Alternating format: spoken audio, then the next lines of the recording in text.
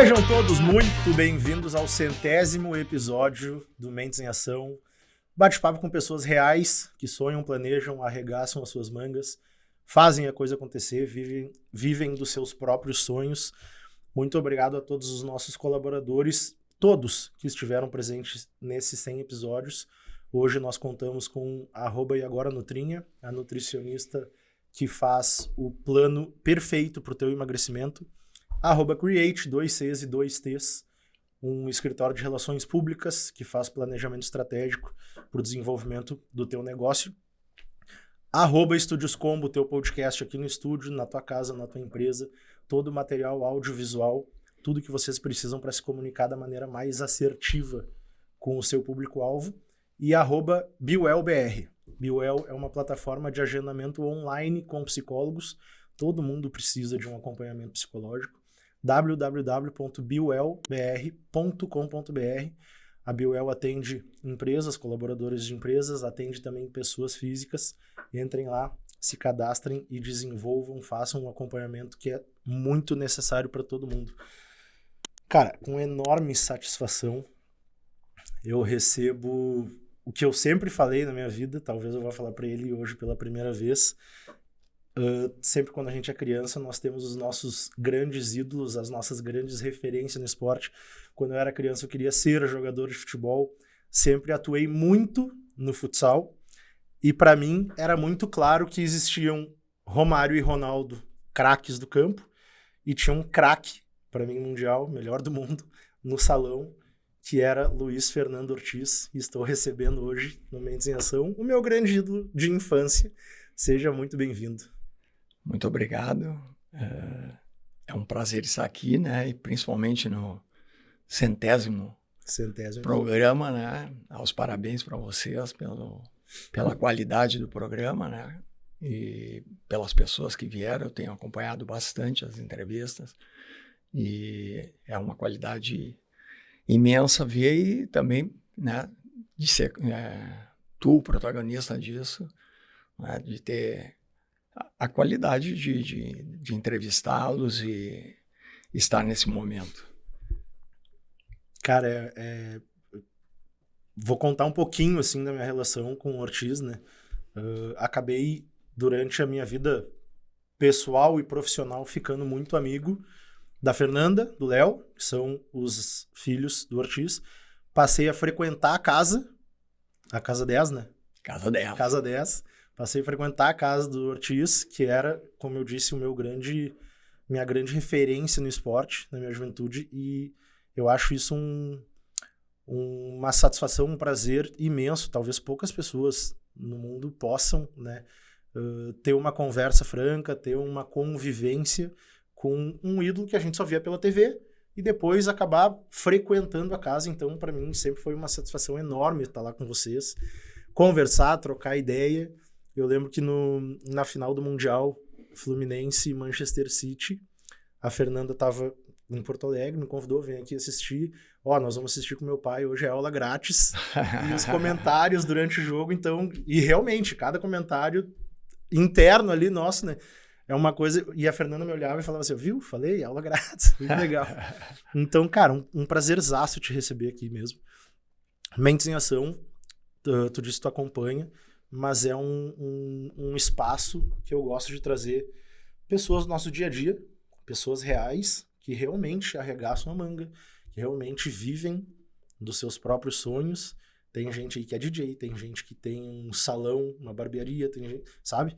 E eu gosto de trazer essas pessoas para cá porque elas vão se tornar referência para outras pessoas que querem, né? E tu tem uma carreira inteira dentro do futebol, dentro do salão, foi pro campo, voltou pro salão. Como é que nasceu? Talvez as pessoas hoje não saibam, elas saibam do desenvolvimento de carreira do Ortiz, né? Como é que nasceu a tua relação com o futebol? Como é que se deu o início nisso? Na realidade, a família toda começou com meu pai, né? O meu pai foi um atleta de futebol do interior do estado, jogou muito aí no interior do estado. Em Carazinho, Ijuí, Pelotas. E, claro, os filhos, né, eu e meu irmão, acabamos sempre jogando e tal, mas sempre amadoristicamente, né? Em times de bairro, no colégio e tal, nunca profissionalmente, nem na parte amadora, que eu digo que é competir por um clube aqui de Porto Alegre. Sim. Nunca teve isso. Mas sempre jogando, né? E até que chegou um ponto em que eu fui fazer um cursinho, e no cursinho tinha aqueles torneios, Olimpíadas do universitário na época, né? Famoso interclasses, tipo isso. Tinha aqueles torneios, tinha o jogo contra os professores do cursinho. Sim. E num desses jogos, eu era um peladeiro, né? E jogava, fui jogar o jogo de futsal com os professores e tal, e o cara que era o goleiro da equipe dos alunos era um goleiro de futsal do Teresópolis, né? E aí, numa pelada, eu me destaquei, e ele disse, cara, tu tem que jogar, vamos lá fazer teste e tal. Eu digo, não, cara, eu tô lutando aí, terminando o 3º ano, e ia fazer para engenharia, o vestibular. Eu digo, cara, tô só estudando e tal. Não, vamos lá e tal. Daí insisti 1, 2, 3 vezes, eu digo, fui. Fui, acabei passando no teste, né? Pra salão. Salão. E aí, gostei, acabei jogando durante 3 anos ali no Teresópolis, né? E a coisa foi tomando um volume, né? E acabei indo para o Grêmio, em 84, na equipe principal, e aí, né, levei um pouco de sorte, porque eu fui para ser reserva, era o meu primeiro ano como adulto, né? Fui para ser reserva de um jogador famoso aqui de Porto Alegre, e esse jogador teve um problema no joelho, e eu acabei jogando o ano todo, né? E aí tive um destaque muito grande, aí a carreira deslanchou até chegar no momento em que eu volto de Fortaleza, né, que eu tinha ido para Fortaleza, jogar no Sumov. Eu volto porque lá eles era assim, César. Lá eles treinavam para as competições principais, e o Sumov jogava, o Grêmio aqui ainda não, para Taça Brasil, Campeonato Brasileiro de Seleções e tal. Eles faziam uma preparação muito forte. Sim. E aqui nós treinávamos 2 vezes por semana, né? E jogávamos no final de semana. Bem amador mesmo. Bem amador. E aí, quando eu volto com a treinabilidade de lá. Isso em que ano? Isso, 85. Tá. Então eu volto de lá voando. Voando, muito acima do pessoal que estava aqui. Sim. Treinavam 2 vezes por semana, né? Eu lá treinava 5 vezes por semana, de manhã e de noite. Musculação, coisa que não tinham aqui, né, na época. Muito afim. E lá, eu volto em 5 jogos, eu voltei na metade da fase classificatória. Antes do quadrangular. Eu acabo sendo goleador, o melhor jogador, e consegui ser a revelação do campeonato ainda. Fui melhor e a revelação do campeonato. Né, em 5 jogos. Porque eu estava muito acima fisicamente, né, tecnicamente. Isso aí despertou o interesse do campo aí que acabei passando por 2 anos ali. O Grêmio tinha, na época, então, um futebol de salão, futsal. Sim. Há muitos anos não existe mais o salão do Grêmio, né? E aí, nessa tua volta e estando muito acima, desperta o interesse do campo e tu vai ser jogador profissional de campo do Grêmio. Isso. Como é que foi essa experiência? Não, a experiência foi, porque na realidade, assim, o que eu vou te dizer, eu sempre quis ser jogador de campo. Acho que Mas de todo mundo, né? Todo mundo, né? Toda criança que nasce no Brasil quer ser jogador de campo. Ela não quer ser jogador de futsal. E é outro esporte, né? E é outro esporte. Futsal por campo é outro esporte. Antigamente era o que mais também tinha. Né? Em qualquer bairro tinha um campo de futebol, um campo de gramado. Né? Campos menores, mas gramado. Então tu não ia jogar numa quadra. Tu jogava no colégio, eventualmente, ali na quadra, mas tu não ia montar uma turma para jogar futebol de salão. Tu jogava futebol de campo. Jogava no campo. Os times de bairro eram de futebol de campo, não eram de futebol de salão. Né? Então, eu sempre gostei de jogar futebol de campo, porque o meu pai também tinha jogado e tal. Era como todo brasileiro. E aí, quando eu tenho essa oportunidade, me volta aquilo, né? De, pô, agora eu vou ter a oportunidade de jogar campo. Cara, eu, na realidade, assim, eu conto com uma experiência bem produtiva, né? Depois de pensar muito, né? Depois de ter encerrado carreira, tudo. Eu acho que eu fui um pouco precipitado em retornar depois de 2 anos, né? Por uma divergência numa saída de empréstimos do Grêmio, que eu achava que eu deveria sair, o Grêmio achou que eu deveria ficar. E aí, nesse meio tempo, eu resolvi voltar pro futebol de salão, hoje futsal, né? Mas eu acho que foi muito proveitosa porque eu tive experiências incríveis, né? De participar e que, quer queira, quer não, hoje, né, com o Léo no campo, também eu acho que eu posso agregar alguma coisa a ele, né? De experiência real, né?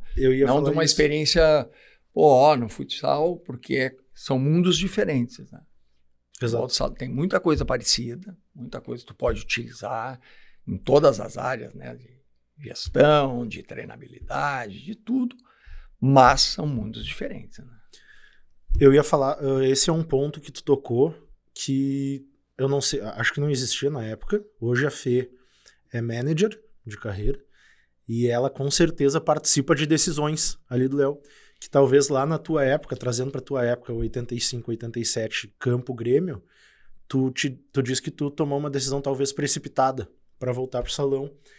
De repente, se tu tivesse um profissional que nem a Fê, que nem a Fernanda lá naquela época, para discutir, para pensar, para ver a estratégia, talvez teria tomado outro rumo. Ah, com certeza. Eu acho assim que naquela época, tu vê, o meu pai tinha sido jogador, é um cara que tinha lidado com contratos, assim mesmo que, né? Imagina, contrato hoje é uma dificuldade, né? Tu jogar no interior do estado, de receber, etc, etc. Imagina há 50 anos atrás, 70 anos atrás, meu pai é de 31, jogava em 55, 70 anos atrás. Imagina como é que seria um contrato. Mas também tinha as vivências, as experiências. Se tivesse, né? Talvez não... Mas, assim, com certeza seria diferente. Porque eu, na realidade, desde o início, sempre quem tomou as decisões fui eu. Né? Eu me lembro, assim, de perguntar, às vezes a Fernanda me pergunta, o Léo, mas como é que tu fazia? Como é que... Cara, fui eu que fui convidado, eu que fui lá para... eu chamei na hora do contrato, eu não tinha uma pessoa, mas daí eu digo, vou chamar meu irmão. Aí chamei meu irmão. Meu irmão foi, tal, meio que decidiu, mas ele fazia aquilo que eu dizia para ele. Sim. Eu me lembro bem, não era uma coisa assim, Fernando, eu acho melhor tu fazer isso. Eu acho melhor tu fazer aquilo. Não, meu irmão simplesmente foi a pessoa que sentava na mesa e, né, com o cara, porque a gente, naquela época o empresário ia, decidia, né, praticamente, hoje também é assim, né, mas não tinha uma relação com o jogador ou com uma pessoa representante da família, alguma coisa assim. Então, eu é que decidi. Então, eu dizia para ele, cara, vai lá e fala isso aqui. Eu quero isso, eu quero aquilo. Ele ia lá e reproduzia aquilo, matava o rosto dele. Sim. Eu não me incomodava, né? Porque tinha muito disso, né? O empresário nasceu de ele se incomodar e tu ficar de boa ali. Então, com certeza, com a Fernanda, se eu tivesse um profissional assim, talvez eu não tivesse tomado essa decisão no momento em que teve, porque só para resumir, assim, quando eu cheguei, eu disse, eu tinha passado na faculdade, eu já estava fazendo a faculdade de engenharia na URGS, né? Já era um cara conhecido no salão. Sim. Né? Quando eu fui para o campo, eu disse, a primeira coisa que eu cheguei lá, eu disse, cara, já conheço as histórias do meu pai, sou um cara, nós somos de uma classe média, né, bem tranquilo, assim, não vivemos sobrando, mas também a gente também não vive com dificuldades, né? Eu tenho o futebol de salão, o pessoal me conhece e tal, e estou fazendo a universidade. Então, cara, se me sacanearem, eu já conheço como é que é o meio de futebol, 85. Já conheço o meu meio de futebol. Se me sacanearem, cara, no outro dia eu saio. Cara, porque eu vou jogar em algum lugar. Né? Eu tinha um plano B, eu digo, eu vou jogar, porque no início que eu estava jogando ainda no Grêmio, eu ainda fazia universidade, depois eu tive que largar porque não deu para conciliar, né, por causa dos treinamentos, por causa das viagens, mas eu digo, cara, eu saio. E foi o que aconteceu, né, porque quando em 87 eu já estava até bem no Grêmio, eu já tinha 3 campeão gaúcho, já tinha ido a 2 viagens para a Europa, jogado torneios na Europa. Cara, o negócio estava bem encaminhado. Aí veio essa questão de uma vontade minha também de jogar mais, né? De jogar mais. E eu até estava jogando, mas eu era o primeiro substituto do Renato, primeiro substituto do Valdo, né? Primeiro substituto do cara no meio do campo. Eu fazia várias funções. Era o 12º jogador. Teve um Campeonato Gaúcho que eu fui um jogador que joguei mais que alguns jogadores titulares, de tanto entrar em funções, né? O Renato era convocado, o Valdo era convocado, eu substituía. Então eu disse, acho que está na hora de eu jogar, né? E aí aconteceu de o Espinosa sair do Grêmio, ir para o Cerro Porteño e me chamar para ir para o Cerro Porteño, para jogar Libertadores, jogar o Campeonato Paraguaio e tal. Eu disse, é a minha oportunidade, né? Pois é. De jogar um ano e retornar ao Grêmio, né? Com mais experiência, com mais bagagem. Eu acho que seria interessante para mim, e também não só para jogar, como também financeiramente, e interessante para o Grêmio. E aí o Grêmio colocou vários empecilhos, né? De primeiro momento liberou, aí depois na hora de fechar colocou empecilhos. Eu digo, cara, então aí me veio aquilo que eu tinha dito no plano B. No início, né? Eu digo, cara, se estão me sacaneando, eu vou voltar, eu vou sair. E os caras, quando eu fui falar, os caras mesmo que acharam que eu não ia fazer isso, eu acabei fazendo. Então, eu acho que um profissional como a Fernanda, né, ou como essas pessoas que estão cuidando do jogador, provavelmente teria dito assim, não, dá uma segurada, vamos pensar melhor. Pois é. Que, querendo ou não, a função que a Fernanda faz hoje é mais ou menos nova, mas ainda nem todo mundo conhece. Talvez quem está ali dentro do mercado da bola já sabe da importância, né? E é uma função extremamente estratégica. Mas a gente vai voltar lá na Fernanda um pouquinho mais pra frente. Tu sai, tu volta pro salão.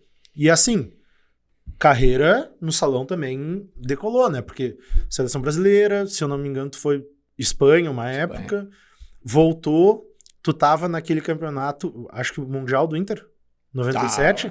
Desde 96, desde a Primeira Liga Nacional. Icônico campeonato em que os times, em uma fase anterior à semifinal, era Barcelona e eu não me lembro o nome do outro time, eles faziam um gol contra para não pegar o Inter na semifinal. O time era o de Buffalo, dos Estados Unidos.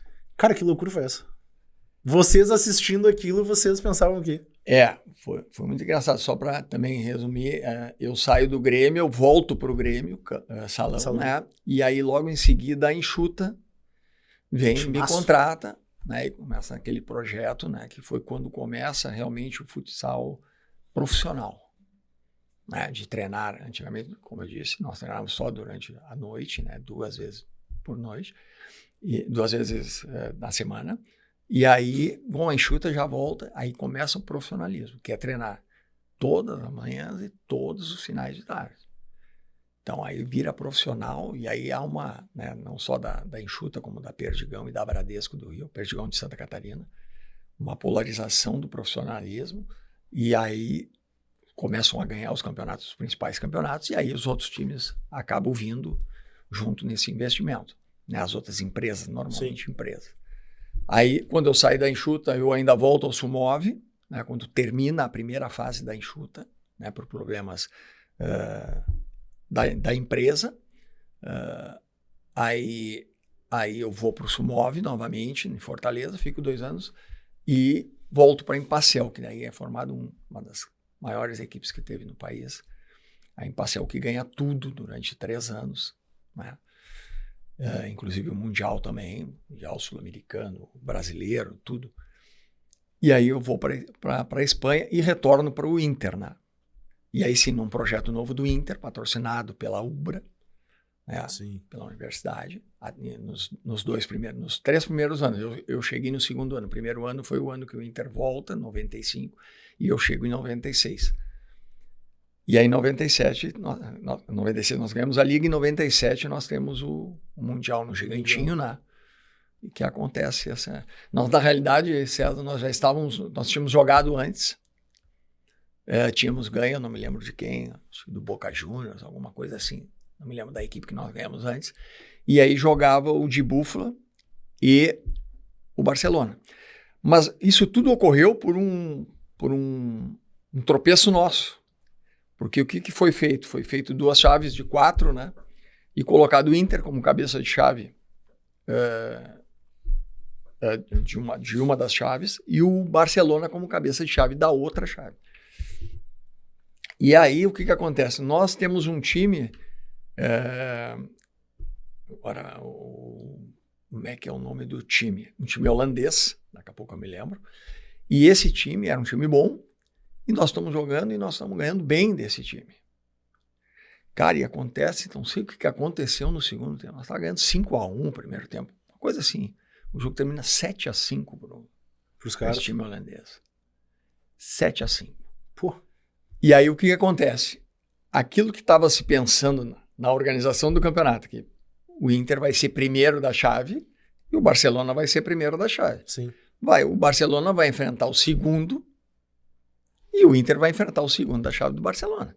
E aí, afinal, teoricamente, né? Inter e Barcelona, que eram os times do Brasil, né? Que o futsal era dominante, e o time da Espanha, que a Espanha estava começando a ser o polo, né? Importante do futsal, né? E nós perdemos o jogo. E ficaram em segundo. E ficamos em segundo. Aí, claro, ainda tinha mais uma rodada, mas o Barcelona ganhou o primeiro jogo dele também. Ganhou o segundo jogo dele também. Só que o time americano também ganhou os 2 jogos. Era um time formado também por brasileiros, mexicanos, assim, que estudavam nos Estados Unidos e tal. E aí o último jogo é Barcelona e de Búfala. Nós já estávamos no hotel, porque no outro dia já era a semifinal. E aí é o seguinte, quem ganhasse o jogo... Pega o Inter. Inter Ortiz, Manuel Tobias... Vaguinho, Serginho. Não, uma máquina. Mas aquele jogo contra o time holandês, cara, não sei o que aconteceu. Até hoje, assim, eu gostaria até de ver esse jogo. Não, o que aconteceu? E nós tomarmos 6 gols no segundo tempo e não ter feito nenhum. Cara, eu me lembro assim que foi gols incríveis do time deles, mas assim, inexplicável. E aí surgiu o jogo. Nós no hotel, nem dando bola, porque achando que o Barcelona ia. Já pensando, amanhã não vamos jogar o Barcelona. Vocês pensando, vai ter a final antecipada. Vamos pro hotel descansar e tal, porque amanhã vai ter um pega e tal. E, daqui a pouco chega, já, sei lá, 10 horas da noite, chega o treinador, o pessoal da comissão chega no hotel. Vocês não vão acreditar. Não, o quê? Não. Sim, porque não tinha também o Premier na época para vocês estarem no hotel acompanhando. Não tinha nada. Tinha que esperar a notícia vir. Outro ficava no Gigantinho, mas aí perdia, sei lá, 2 horas, 2 horas e meia para descansar, né? Se alimentar, porque tu já tinha jogado. Ou tu ia pro hotel E aí, daqui a pouco, chega a comissão. Cara, vocês não acreditam o que aconteceu. Eu digo, não, cara, o que aconteceu? Cara, os caras... Aí começaram a contar, eu digo, não, é mentira, isso não pode. Não pode, não.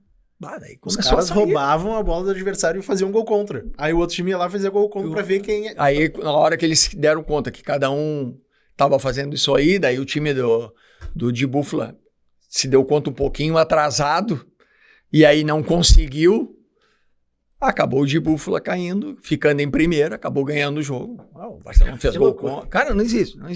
Isso aí é matéria até hoje. Foi um fiasco mundial, né? Exatamente. Saiu em tudo que é lugar. Isso lá saiu na Espanha, a Espanha toda metida. Até porque o estado anímico do jogador do Barcelona, do de Búfalo, eles estão dizendo assim, eu sei, Inter, que tu é muito melhor, que nós vamos passar trabalho, a gente quer estar fugindo.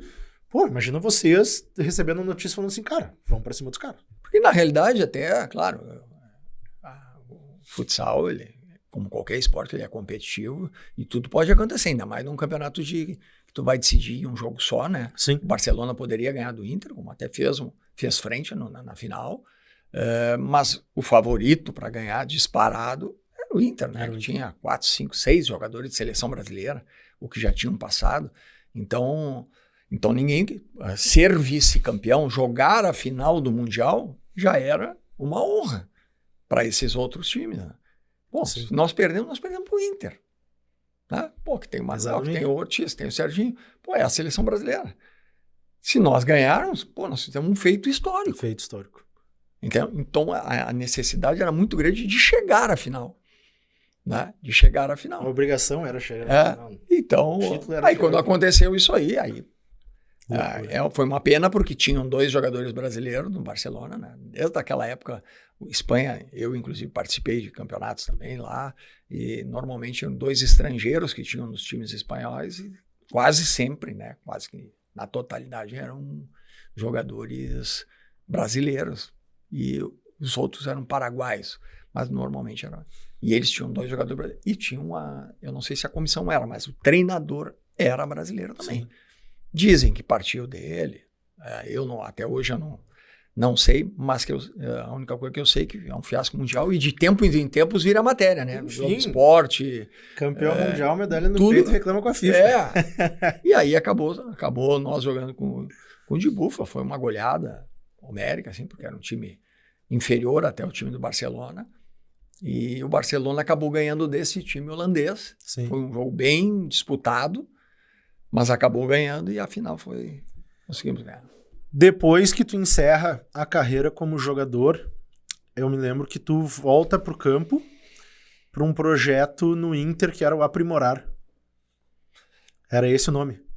Eu saio quando eu encerro a carreira, eu ainda tinha mais um ano de contrato, mas aí com a troca de gestões, entrou uma gestão que não tinha muita familiaridade com o futebol de salão, com o esporte. E aí eles me convidam, né? Eu já estava com 38 para 39. E aí eu tinha mais um ano de contrato com o Inter. Aí eu já não estava fazendo mais engenharia, que eu tinha trancado, eu já estava quase me formando em educação física na UBRA. E aí eles me passaram essa proposta. Vem cá, tu não quer ser o supervisor aqui, o coordenador do futsal do Inter? Eu digo, opa, é isso que eu quero, porque eu nunca tive a pretensão de ser treinador. Assim, sim. Né? Então, que eu tinha a impressão de que o treinador teria que viajar tanto quanto os atletas, né? E que o supervisor, o coordenador que a gente tivesse ali poderia ter uma vida mais tranquila para poder ficar mais em casa, né? Curtir mais os meus filhos. Já era pai nessa época. Era pai da Fernanda. O Léo tinha nascido em 96, né? Quando nós voltamos da Espanha. Então eu digo, vai ser uma maneira de eu trabalhar aqui perto de casa, né? No futsal e estar próximo da família, né? Do qual a gente, como jogador, se ausenta Sim. de tudo, né?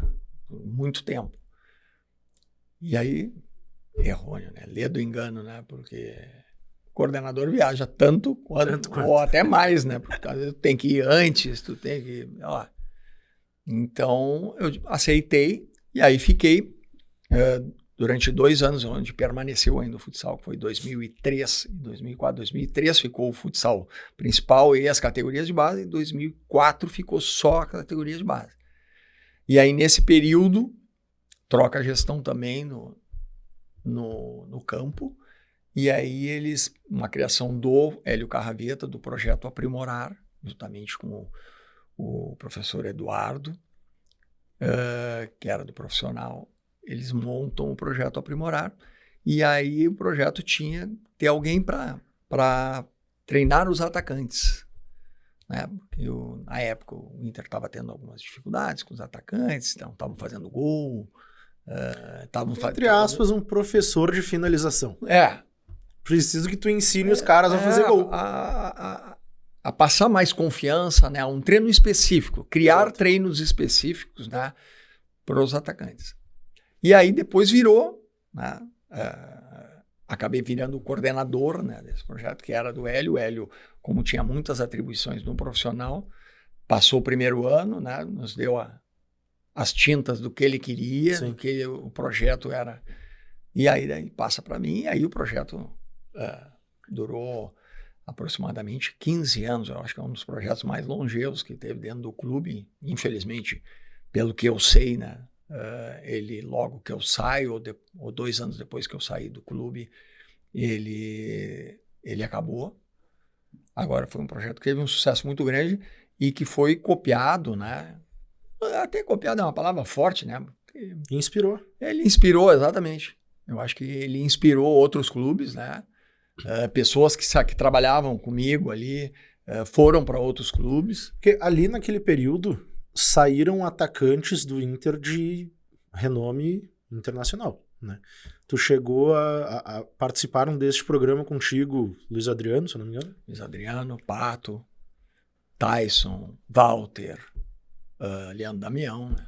Todos esses caras tiveram sua relevância dentro do futebol como atacantes, né? Na realidade, assim, todos tiveram, mas muitos fizeram, né? E aí não foram só atacantes comigo, né? Também teve os defensores que trabalhavam com o Pinga, né? Teve os meias que trabalhavam, os laterais que trabalhavam com o Chico Fraga, né? Então teve várias pessoas que trabalhavam e que também os jogadores tiveram. O mais interessante do projeto é que, independente para onde eles foram, e qual é a série que eles disputaram, quais os campeonatos que eles disputaram, eles evoluíram dentro do projeto, entendeu? Isso é que eu acho. O Sacha foi outro jogador que trabalhou comigo.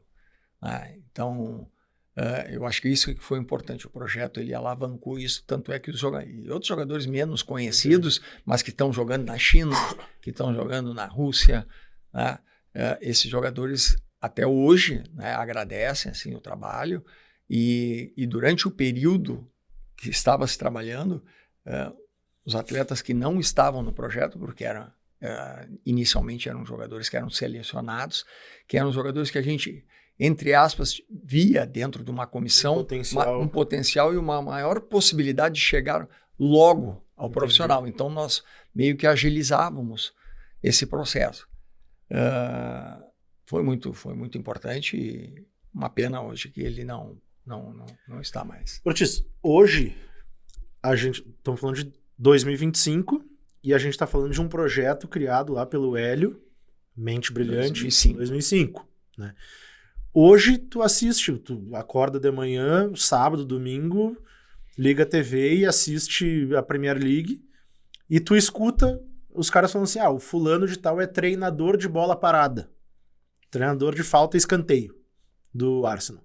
O outro fulano é treinador de não sei o que do Chelsea, né? Posicionamento. Hoje são treinos específicos que ganharam o mundo. O Arsenal, se eu não me engano, foi o clube que mais fez gols de bola parada nas últimas 2 Premier Leagues. Muito gol de escanteio, muito gol de falta. E eu gosto de analisar tática e tecnicamente os times, o jogo que eu tô assistindo, né? E tu vê a movimentação dos caras numa bola parada é completamente diferente do que a gente tá acostumado a assistir em qualquer outro jogo.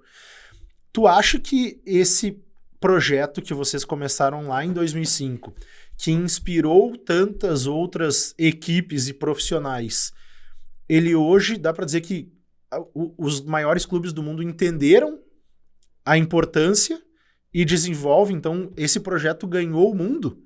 Por mais que não esteja hoje no Inter, por mais que alguns clubes, nem todos os clubes brasileiros provavelmente hoje têm esse tipo de trabalho, mas foi uma ideia, não sei se o Hélio criou ou se ele viu alguém fazer, também se inspirou, mas hoje o treinamento específico ele ganha jogo, né?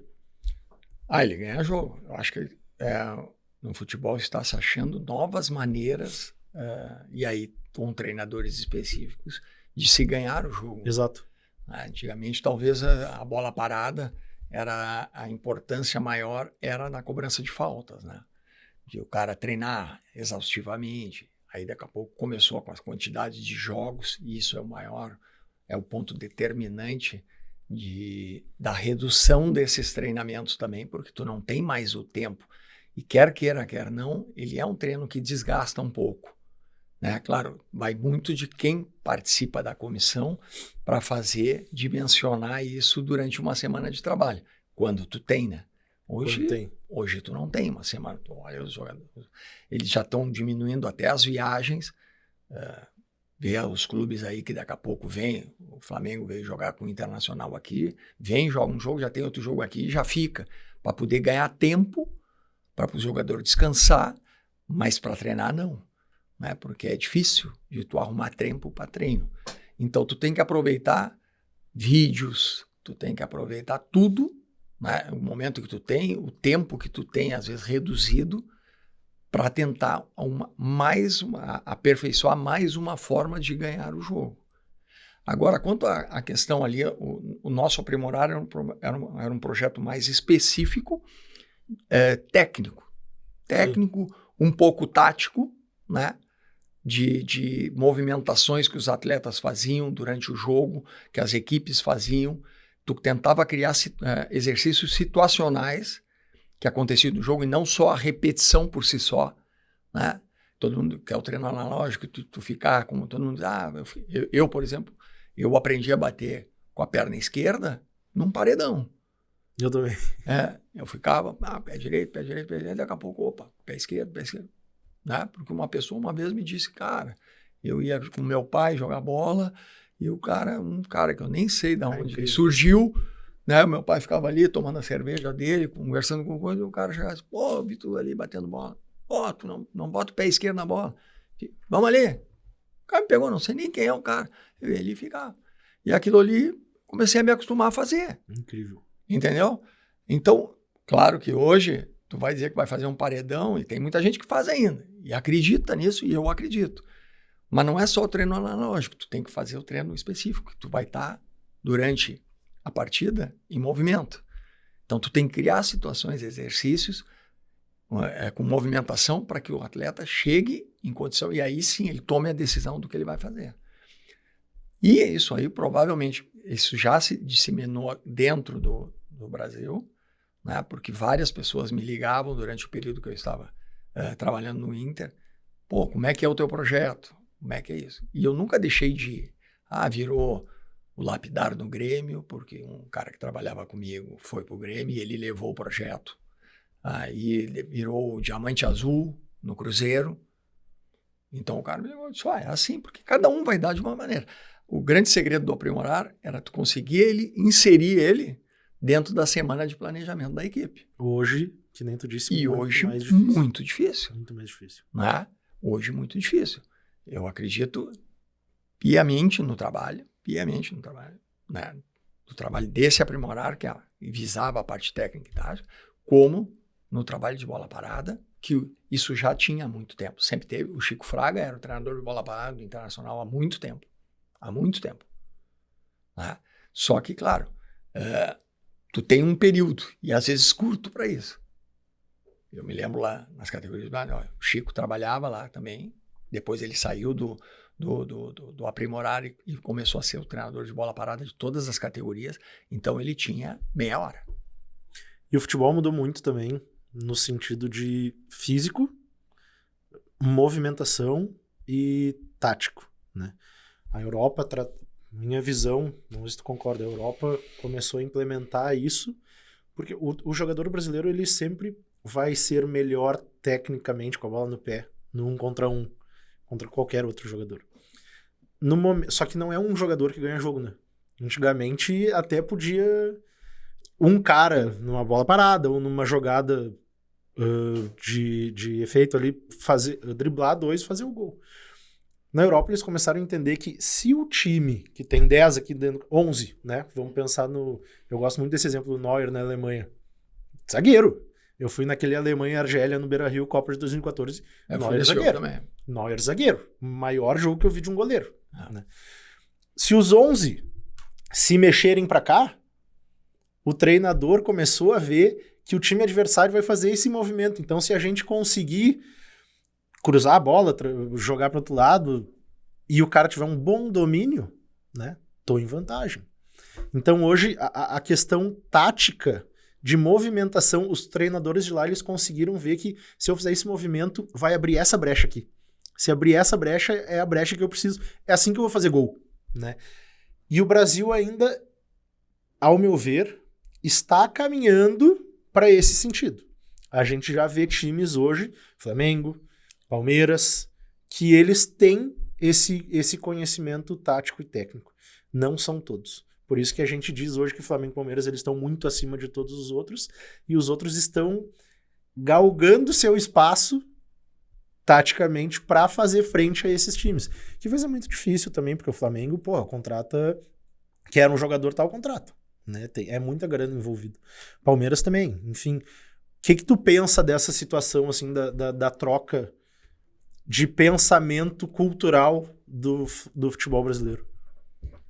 Eu acho que é importante porque a gente está vendo a dificuldade que é nos campeonatos mundiais, né? Não só de seleções, né? E de seleções um pouco menos, porque os jogadores todos estão fora. Todos estão fora. E eles sabem o que acontece lá, mas quando nós vamos enfrentar as equipes de fora nos mundiais, agora no Intercontinental, na Copa do Mundo de Clubes agora, a gente vê a dificuldade que é. Né? Porque, como tu disse, a parte física hoje já não tem segredo para ninguém, né? Todo mundo pode estar bem preparado fisicamente, porque o que o cara faz lá no Bayern de Munique, tu, né, pode fazer a mesma coisa aqui numa equipe brasileira. A diferença, a parte técnica, como tu disse, nós temos essa matéria-prima. Exato. Aqui. E agora a parte tática é que eu acho que a gente precisa evoluir. E eu acho que tem evoluído. Muitos treinadores têm evoluído nisso.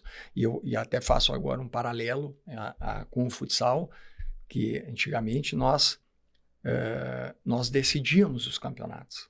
A seleção brasileira. Vou falar da seleção brasileira. Nós tínhamos os melhores jogadores. Sempre tivemos. Sempre vamos ter os melhores jogadores.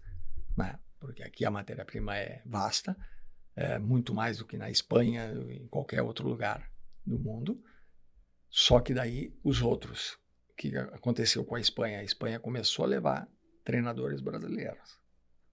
Né? Alguns treinadores brasileiros, os mais importantes, começou a levar os jogadores brasileiros, que eram os caras que iam decidir e que iam dar suporte para os jogadores espanhóis. Mesmo assim, não conseguiram ganhar. O que eles começaram? Eles aprofundaram na parte tática. E aí a Espanha vem a ser bicampeã mundial de futsal, dando um show taticamente no Brasil. E o Brasil com os melhores jogadores. Mesmo tempo, o Brasil ainda querendo resolver, a grande maioria das vezes, no individual. E eu acho que lá, voltando para o campo, eu acho que lá, sim, eles estão taticamente superiores a nós, eles sabem os caminhos, eles não têm pressa para isso dentro de uma partida. Só tu vê um jogo do Manchester City. Não tem pressa. Não tem pressa. Até eles achar o espaço, até chegar, aí sim, no jogador que vai decidir a drible no jogo. Para que ele tenha o espaço. Eles vão até o cara achar o espaço que esse jogador pode... Um contra um, né? Um contra um. Né? Então, eu acho que o Brasil está evoluindo para isso. Eu acho muito importante. Muito importante. O Brasil ainda está enraizado em algumas coisas antigas. E eu não digo nem o Brasil, eu digo os clubes, né? Uhum. Ainda estão com aquela... dessas trocas de treinador. Outra coisa, né? A troca de treinador lá, né? Tu vê os treinadores, eles têm o perfil da equipe, e o perfil da equipe, eles vão atrás do treinador do perfil da equipe. Esses dias eu li uma manchete que dizia que o Liverpool tá no 22º treinador da história do clube. É bem isso mesmo. É algo absurdo, né? É um absurdo. Para nós é um absurdo, né? Para eles, cultura... Ferguson ficou há quase 30 anos no United. A prova, o exemplo tá aqui dentro, né? Hoje é o Palmeiras, né? Exato. Bom, o Renato ficou no Grêmio. Hoje saiu até um post de alguns clubes e quantos treinadores eles tiveram desde que o Abel chegou. É absurdo, né? O clube que tem menos, eu acho que tem 10 treinadores. Desde que o Abel chegou no Palmeiras. E aí é o que tu disse, os clubes de fora, eles procuram um profissional com o perfil do clube. Perfil do clube, e ele sabe que, né? Olha, esse ano não vai dar. Esse ano é um ano de reconstrução, ou nós vamos ter 2, 3 anos de reconstrução. Aí a cultura do pessoal de fora, eles entendem isso. Isso não quer dizer que não vai ganhar. Isso não quer dizer que não vai. Porque E pode ganhar. O próprio Liverpool, alguns anos atrás, não figurava mais entre os grandes na ponta de cima da tabela. E aí, pô, saiu agora, remontou o time. Tal. Então o próprio Guardiola agora. Ganhou. Pô. Cara, um ponto. Eu vi uma reportagem esses dias de um ex-presidente do Flamengo, eu acho de uns 14 anos atrás, não vou me lembrar o nome dele, que ele disse, precisamos fazer uma reestruturação, nós vamos brigar para não cair agora, mas ali na frente nós vamos voltar a ganhar. Antônio Bandeira. Antônio Bandeira de Melo. Assim. Não, acho que não foi 14, mas foi um pouco mais recente, mas ele fez isso aí. Ele armou o time dentro das possibilidades que ele tinha, financeira, pagou quem tinha que pagar, e aí começou a reconstrução, né, desde 2017, 2018, agora não me lembro, para começar a ganhar em 2019 e agora, né? Então, fazendo um paralelo, é essa mentalidade que tu falou do europeu, né? O europeu, às vezes, ele sabe que não vai ganhar naquele ano, não vai dar, mas a gente precisa passar por isso aqui, que eu gosto muito de dizer, assim, existem dias bons, existem dias ruins. O dia bom é quando tu tá confortável, né? Teu dia foi bom, tu tá confortável e aquilo ali te deixa numa tranquilidade. Os dias ruins são os dias que te moldam para tu ser aquela pessoa de sucesso lá na frente. Para tu alcançar o teu objetivo e o teu sucesso lá na frente. Que talvez tenha sido isso que o Flamengo passou. Alguns times precisarão passar. Vamos viver os dias ruins. Deem importância aos dias e aos momentos ruins e difíceis, porque isso é o que molda o sucesso lá na frente. Muito importante. Né? E aí, falando da tua família toda dentro da bola, hoje tu tem um filho que é um dos principais, para mim é o principal, né? Eu sou muito fã, mas um dos principais zagueiros, um dos principais jogadores do país, zagueiro do Flamengo, Léo Ortiz. Tu tem uma filha que é mais velha que o Léo, que é a gestora da carreira do Léo. Os dois estão de mãos dadas sempre, né? Como é que foi para tu ver o desenvolvimento profissional deles? A pergunta é, tu sempre imaginou que o Léo ia ser jogador? Ou que ele ia chegar nesse patamar de jogador, seleção brasileira, cotadíssimo para ir para a Copa do Mundo, né? E tu sempre viu também a Fernanda como essa profissional estratégica que ela é. Eu falo para Fê, existem duas pessoas na minha vida que souberam, em momentos delicados da minha vida, sentar, conversar, orientar, mostrar um caminho diferente. Meu pai, meu herói, e a Fernanda. A Fernanda, ela, quando eu sento para conversar com ela, o papo é assim, é outro planeta, sabe? Eu saio dali com uma visão muito mais completa de tudo. Minha amigona zona, amo de paixão. Então, tu também enxergava essa qualidade, essa possibilidade, essa certeza de que ela seria essa profissional que, vou me arriscar aqui a dizer, tão importante quanto o Léo na área que ela atua, né?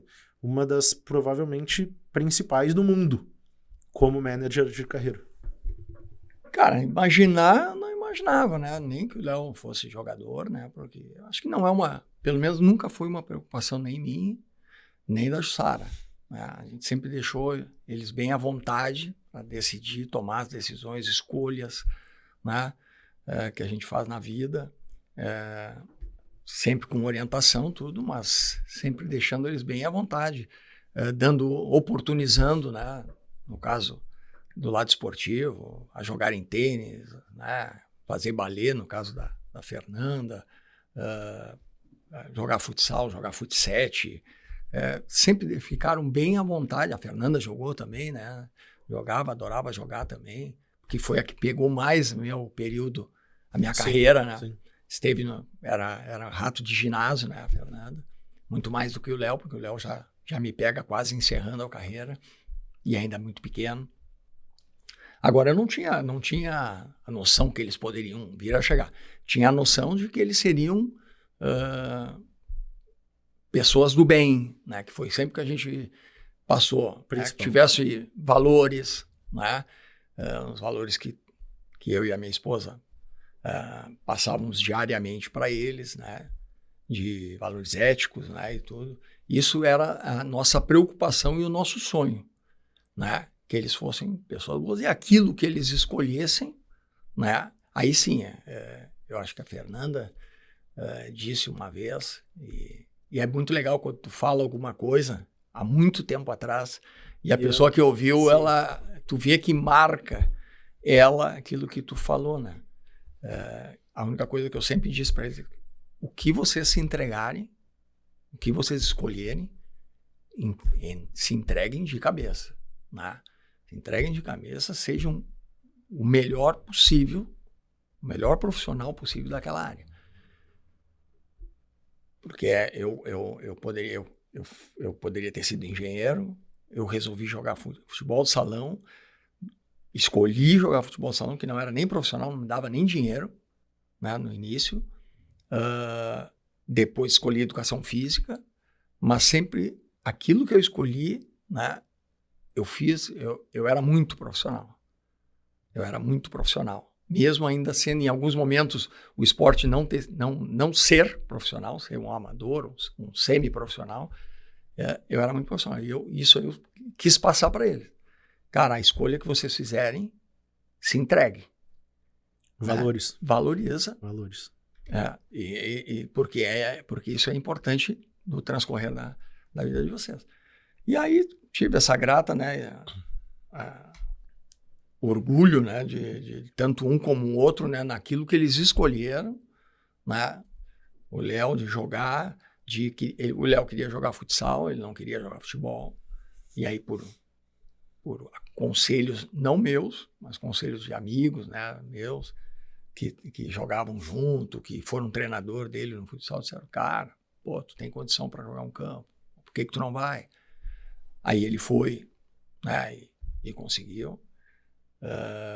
Em nenhum momento teve ajuda. Não, eu sempre fui o pai dele, eu nunca fui. Exato. Apesar de trabalhar no mesmo clube que ele começou, até tem uma história, eu acho que não sei se a Fernanda contou, mas eu era o coordenador da base do Inter e ele era atleta, não me lembro se do juvenil ou do júnior, e aí os caras passou ali uns 3 meses, cara, os colegas dele, ele contando, né? Os colegas desse cara, mas é teu pai, aquele cara ali?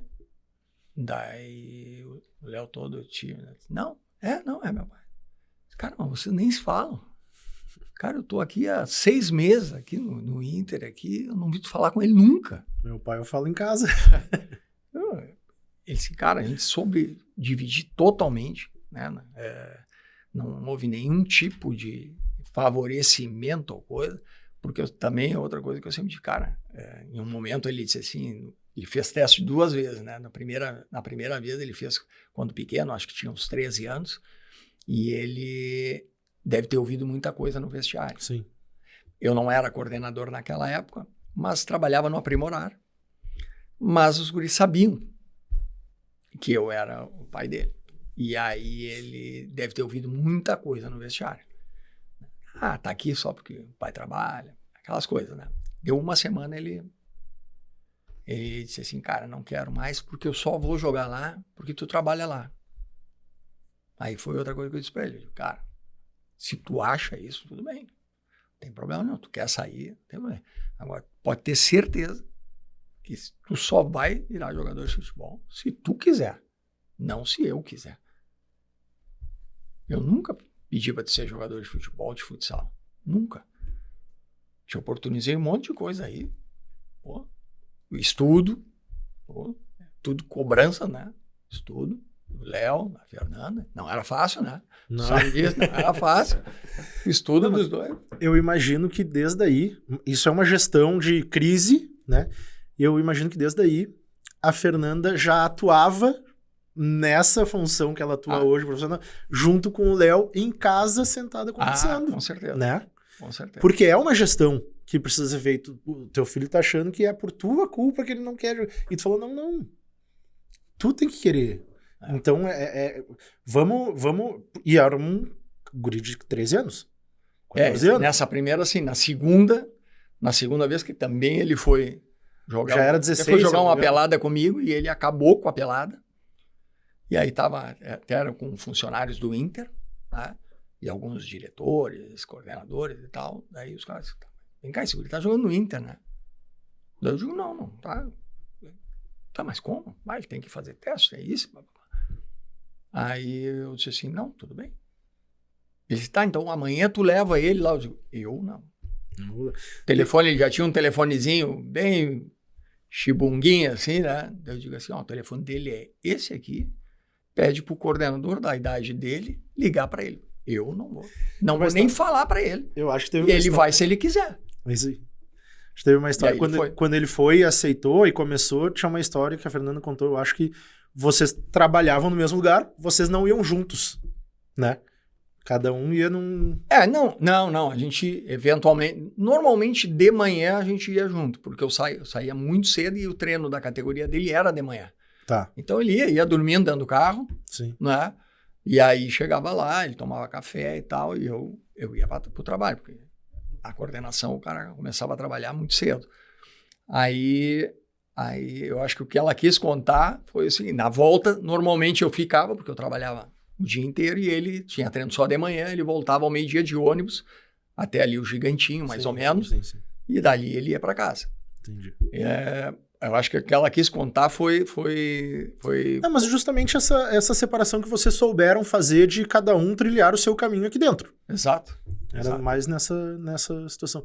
A gente não tem muito mais tempo ainda, mas tem algumas coisas que eu ainda quero falar. Eu não falei da Fernanda, né? Pois é.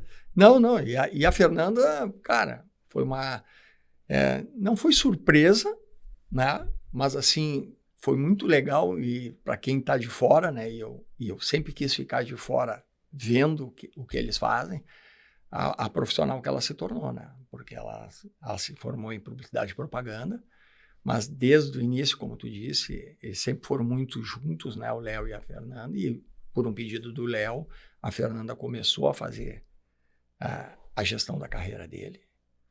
E num mundo totalmente machista, né? Totalmente. Em um ambiente, além de ser machista, um ambiente que é muito difícil de tu transitar, e sendo mulher muito mais ainda. Em que tem muita gente envolvida, né? É o empresário, é o clube, né? Que já tem uma relação entre eles. Ou seja, tu entra. Normalmente, quando tu entra dentro do futebol, o atleta, ele é um atleta que tem uma necessidade maior, e não era o caso do Léo.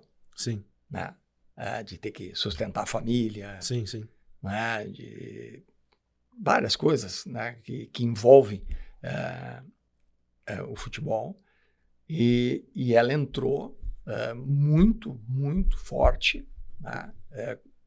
Buscando aprendizado, buscando conhecimento, perguntando quando tinha que perguntar, se aliou a pessoas. Hoje o que é a Ortiz Corp, né? Que ela criou dentro da essa empresa, que abriga tudo aquilo que possa dar a tranquilidade para que o Léo possa jogar. Né? Então, praticamente, claro que o Léo também, né, tem o seu poder de decisão. Sim, também, é uma coisa, é óbvio, e tem que ter. Agora ela mastiga tudo, né, antes de chegar nele, até porque ele também não tem tempo, né? Então, é o que nós estávamos falando, né? Ele chega 5 horas da manhã, aí já tem treino às 11 e não sei o quê, e é uma loucura. Então ela tem que aproveitar tempos curtos, né, para que ele também tenha a vontade dele. Agora, é um orgulho muito grande, não só dele, do profissional que ele se tornou, né? Eu vejo hoje, né, eu brinco com a minha esposa, né, com eles não, mas brinco com a minha esposa, eu digo, cara, ele é muito mais profissional do que eu fui. Eu me achava muito profissional, e mesmo assim errei em muitas coisas que eu poderia ter feito melhor e tal, coisa, mas eu vejo hoje ele, eu digo, cara, eu não fiz metade do que ele fez. E eu me achava muito profissional, e talvez dentre os atletas de futsal tenha sido muito profissional, né? Muito clube, assim. E a Fernanda também, né? A Fernanda é uma doação absurda, diariamente. Não é fácil, não é fácil. A organização dela, de tudo, ela centraliza tudo. E isso não quer dizer que não tenha o empresário, que ela também tem. O Léo tem o empresário, né, que faz parte desse grupo e que é o cara que vai discutir. Ela não vai discutir com o Flamengo, com os clubes, mas até chegar no empresário, já chega tudo pronto. E eu vejo que é a maior dificuldade. Aí eu digo que é um baita de um nicho, né? E que está inspirando outras pessoas. Já tem outras mulheres entrando. Se isso tem alguém demais. Que poderia desenvolver, passar por todas essas dificuldades do mundo machista do futebol, desenvolver essa função e fazer essa função aparecer para o Brasil e para o mundo, se tem alguém que poderia fazer isso é a Fernanda, né? Conhecendo ela no detalhe, como a gente conhece, se tem alguém que poderia desenvolver isso era a Fernanda. Ela sempre teve um brilho absurdo e uma força, inclusive mental, de conseguir centralizar o que ela precisa centralizar. E ela distribui o jogo, é a camisa 10, né? Distribui o jogo para os profissionais certos de cada área e ela tá ali fazendo aquela gestão completa e sabe detalhadamente tudo que tá acontecendo. Ela tá muito por dentro de tudo, assim, é muito legal de ver, assim, a aquisição do conhecimento que ela teve rápido, né? Claro que o futebol, é um pós-graduação, né? Cada ano que tu passa, tu tá fazendo um ano de pós-graduação, porque inúmeras coisas novas do meio interno que tu acaba descobrindo, né? Que aqui fora é tudo, todo mundo tá achando que é legal, que é tudo, mas tem muita coisa que acontece a quatro paredes, assim, que isso aí deu uma casca para ela muito grande. Vou te fazer uma pergunta. Eu acho que eu não sou pai ainda, mas eu acho que pais, primeiro que eu sempre digo, eles sempre têm razão. Segundo, eles sempre vão estar preocupados aonde os filhos estão, no futuro dos filhos, enfim. Tu te lembra o dia em que tu sentou no teu sofá, a olhar pros teus filhos, assim, pro Léo e pra Fê, tu olhou pra eles e falou assim, ó, não preciso mais me envolver, porque provavelmente lá no início tu te envolvia, tu acompanhava, tu aconselhava, conversava, participava de alguma reunião, enfim. Tu te lembra do dia que tu falou assim, ó, não preciso mais me envolver, meus filhos estão prontos, sigam. Eu acho que pronto, eu acho que nunca ninguém tá. Né? Nunca ninguém tá. Nunca ninguém tá. Mas a diminuição, ela veio gradativa, assim, eu acho que já faz um tempo, assim, que praticamente eu não interferi, eu nunca interferi também, eu sempre deixei que as coisas viessem a mim. Não precisa participar, talvez. Não, eu não preciso participar. Eventualmente, a Fernanda, raro. Eventualmente o Léo, mais raro ainda, né? Antigamente a gente trocava, principalmente ali, né? Na base, a gente trocava ideia disso, daquilo, mas veio diminuindo a um ponto que hoje é quase nível 0, dá para se dizer assim, de meu envolvimento. Eu sou um torcedor hoje eu quero estar presente, né, nos jogos, quero curtir, porque o futebol já é muito desgastante para tu ainda, como pai. Eu quero aproveitar o meu tempo como pai, né? Agora, exato. Que eu não tive lá, muito que eu tive que a minha esposa teve que fazer a grande parte para mim, porque eu estava fora, um mês fora, jogando isso, aquilo. Então, eu quero aproveitar esse tempo. Então, vou fazer uma crítica, vou fazer isso, vou fazer aquilo. Isso já não... Porque ele já tem críticas, e críticas a fazer, e críticas a receber, né, de outros. Eu digo, ainda vão ter que lidar com a minha, né? Agora, quando eles necessitam de alguma coisa, eu estou sempre aberto a dar a minha opinião. E é uma opinião de uma pessoa que tem uma experiência, tem uma vivência, muito mais talvez do que eles ainda, mas de uma outra época. E eu acho que isso que às vezes os pais não se dão conta. Tu tem uma opinião de uma outra época. Então, às vezes eu olho e digo, cara, eu não faria isso. Mas eu digo, mas eu não faria isso por quê? Porque na minha época eu pensava mais nisso do que hoje. Hoje eles pensam mais nisso. Então, se eu disser para ele não fazer aquilo, ele vai dizer assim, para um pouquinho. Né? Essa é a melhor maneira, porque é isso que eu quero. Isso aqui vai dar mais, isso aqui. Então, e isso em qualquer área, né? Área de relação, área financeira, né? Perfeito. Eu digo, antigamente, nós tínhamos uma preocupação minha, no caso como jogador, de guardar dinheiro. Eu queria guardar dinheiro porque eu não sabia como é que ia ser lá na frente. Não que isso tenha mudado. Sim. Mas os valores são diferentes. Né? Os valores financeiros, mensal, tal, são diferentes. Então, isso eu acho que a gente tem que pensar. 2 perguntas finais para ti. Manda bala. Mr. Carlo Ancelotti será um homem responsável e levará Léo Ortiz para a Copa do Mundo? Tomara que sim. Tomara, é a minha torcida. É a minha torcida. Tem que estar, né? Tem que estar. Obviamente eu conheço o Léo e conheço a trajetória profissional dele e a dedicação. É isso que tu falou, ele é muito profissional. Tu não vê o nome do Léo em qualquer manchete que seja de polêmica, né? É só treino, responsabilidade, jogo, 3 pontos. E a gente não conhece, eu não conheço a trajetória de vida dos concorrentes dele para a zaga. Mas o Léo eu sei que é um cara que em qualquer grupo que ele estiver, ele vai agregar demais. Ele pode ir para uma Copa do Mundo, pode ficar no banco, pode ser titular, enfim. Mas dentro do vestiário ele vai estar agregando demais. Então fica a minha torcida, a nossa torcida, para talvez nos encontrarmos lá assistindo algum jogo da seleção em que o Léo possa estar em campo. E eu acho que se eu puder falar pro Carlo Ancelotti, seria isso, né? Leva que é um baita acerto que tu vai fazer. E eu queria saber um sonho que tu ainda não realizou na tua vida, se existe algum e tu quer realizar. Cara, eu tinha esse sonho de ser um bom jogador, de chegar à seleção brasileira, conseguir, né? De conquistar títulos. Eu acho que deve ser sempre a meta de um jogador, né? De fazer história num clube, de fazer história na seleção, fazer o melhor possível dentro do esporte, dentro daquele período que tu vai ter a tua carreira. Eu acho que eu consegui, né? Me sinto muito satisfeito com o que eu consegui. Depois, trabalhando, eu acho que eu consegui também, foram quase 20 anos trabalhando como projeto aprimorar, na coordenação técnica.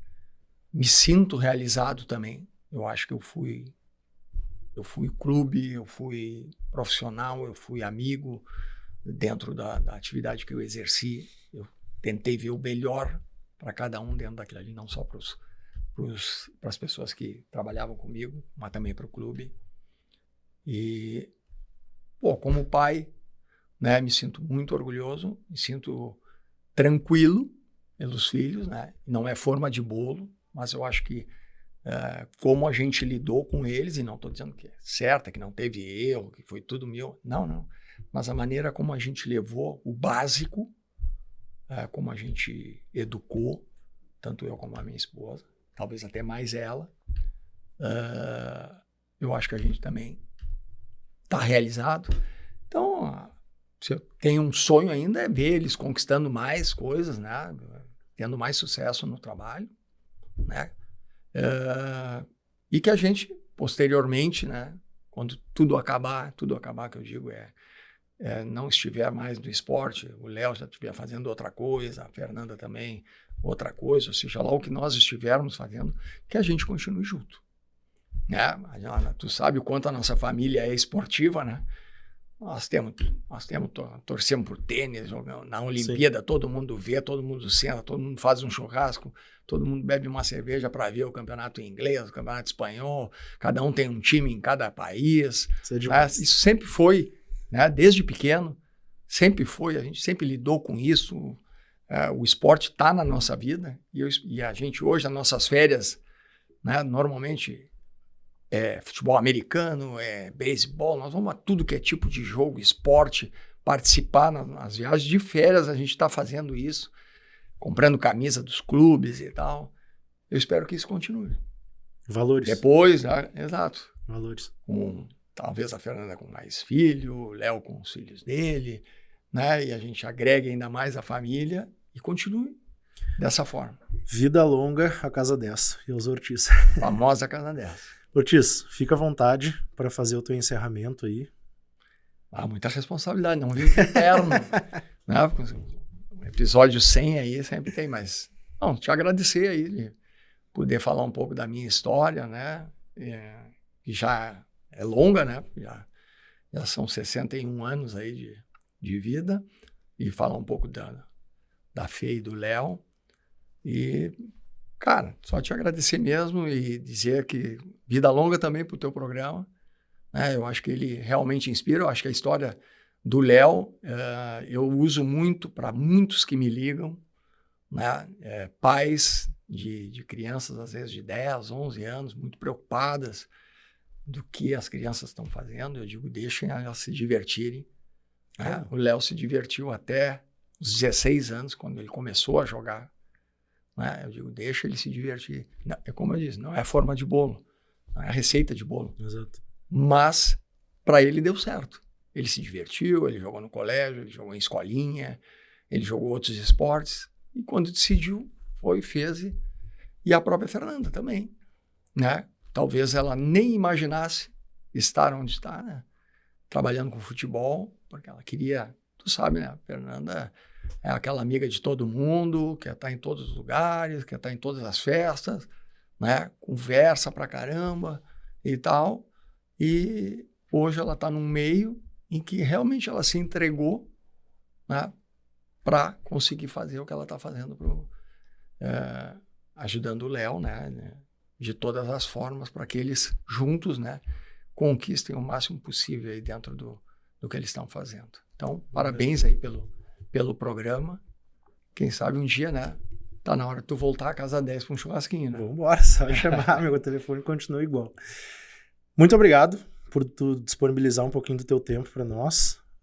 Muito gratificante conhecer um pouco mais da tua história, de como foi o teu desenvolvimento, né, profissional, o teu desenvolvimento hoje, a tua participação como um pai, chefe de família, de 2 profissionais que estão no mercado da bola hoje no mais alto nível, né? É muito gratificante para mim, de alguma maneira, poder participar disso com vocês, trocar ideia, conversar.